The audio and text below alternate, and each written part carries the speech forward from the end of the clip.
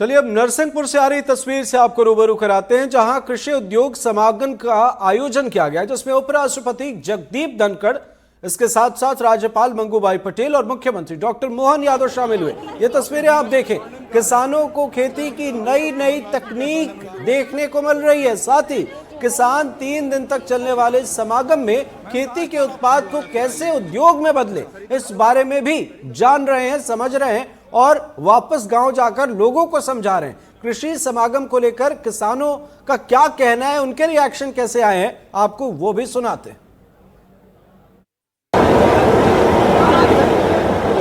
Asia की सबसे उपजाऊ जमीन पर आज उपराष्ट्रपति, राज्यपाल, मुख्यमंत्री सभी पहुंचे हैं। वजह है कि यहाँ पर कृषि उद्योग समागम का आयोजन किया जा रहा है। क्या खास है समागम में? कहते हैं कि मध्य प्रदेश का कृषि प्रधान नरसिंहपुर जिला अपने आप में खासियत रखता है। मां नर्मदा की पूरी कृपा यहाँ के किसानों पर बरसती है।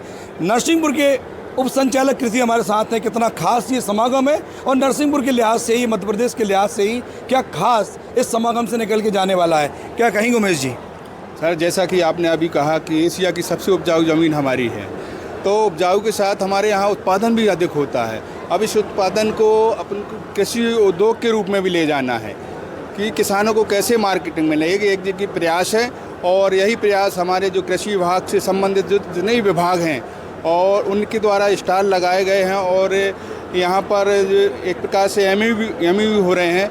और इस प्रकार से हम लोगों ने पूरी व्यवस्था यहाँ की है और इसमें उन्नत कृषि यंत्र और उन्नत कृषि यंत्रों को कैसे अपने यहाँ और अच्छा करके यहाँ का उत्पादन और बढ़ाया जा सकता है और मार्केटिंग कैसे हो, इसके ऊपर से हम लोगों ने प्रयास किए हैं। क्या खास है यहाँ पे? हम बात करते हैं जैसे कृषि को लाभ का धंधा बनाने की बात होती रही है।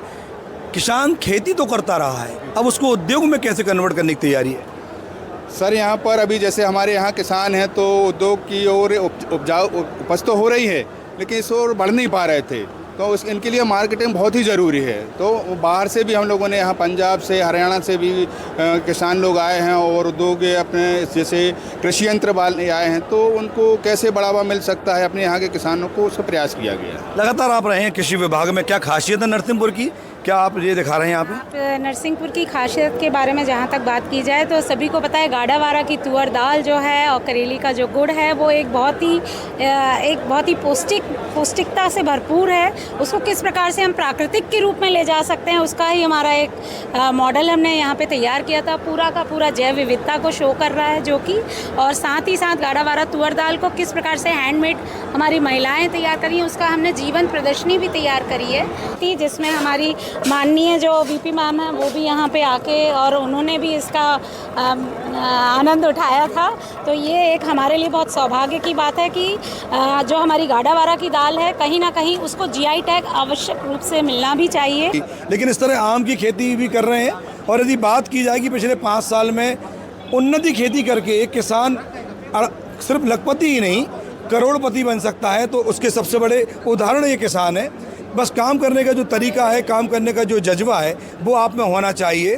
खेती एक इंसान को कहाँ से कहाँ पहुँचा सकती है, ये उसका बेहतर उदाहरण है। नरसिंहपुर से आशीष जैन, एनडीटीवी।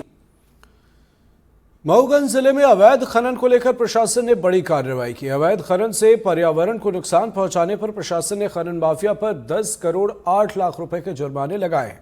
दरअसल एक ग्रामीण ने कृषि यूनिट पर अवैध खनन का आरोप लगाते हुए शिकायत की थी, जिसके बाद कलेक्टर के निर्देश पर राजस्व और खनिज विभाग ने जांच की तो आरोप सही साबित हुए। इसके बाद कलेक्टर ने कृषि यूनिट पर 10 करोड़ 8 लाख का जुर्माना लगाया है। कुछ खदानें जो चल रही थी उसमें ऐसा संज्ञान में आया, शिकायत भी हुई कि इसमें जो स्वीकृत क्षेत्र है उससे अतिरिक्त क्षेत्र में इनके द्वारा उत्खनन, अवैध रूप से उत्खनन किया जा रहा है और इनके द्वारा जो भी शर्तें थी उसका उल्लंघन किया जा रहा है। जो लीज शर्तें होती हैं, तो लीज शर्तों के उल्लंघन के लिए मैंने जांच कराई, तो जांच में पाया गया कि वो उल्लंघन कर रहे हैं, इसलिए हमने 3 लीज अनुज्ञप्तिधारी हैं, उनकी लीजें निरस्त कर दी। और इसी के साथ इस बुलेटिन में फिलहाल इतना ही। नमस्कार।